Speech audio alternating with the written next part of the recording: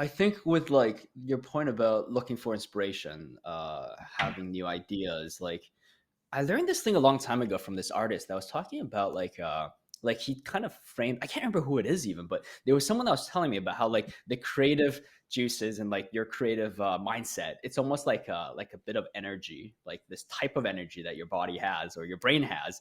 And when you have it, you can just think of all these solutions, right? But the problem is when you have it and you're in that zone, you usually have this task in front of you. You're trying to finish this one client project where you're not even doing a task that needs it, but you're putting it all there and you're doing the heck out of it. And then he kind of said this thing about how when you have that energy, you kind of have to recognize it and then try to spread it across as much things as possible. So when I feel like I'm in this like really inspired mood, I'll actually open up my list of projects and I'll start going, okay, which one of these has a blocker? And I'll kind of try to figure out the solution for that blocker and then quickly move on. And okay, let's put out a few, to-do lists for this project. I'll write a bit of script for this project. And so that way I'm kind of spreading that. And later on, when I'm not motivated and I'm feeling lazy, I have all these things I can already do. Every one of these things kind of already has a bit of a ball rolling, I guess, if that Mhm. makes sense. That's such a good tip because it's just so true. Like, you don't wanna wait until you're inspired and then you suddenly, like, can't do the thing that you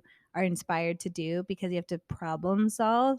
I feel like Yeah. that's speaking to me because, like, even with this podcast, like, there are some, episodes we wanna film, but we have to, like, figure out X, Y, and Z before we film it, and so it's almost like a discipline and or almost looking at it like a project manager, and maybe that's, like, me putting on my agency hat, but, 100%. like, project Yeah. managing your own creative projects is an important discipline that I think everyone needs to learn.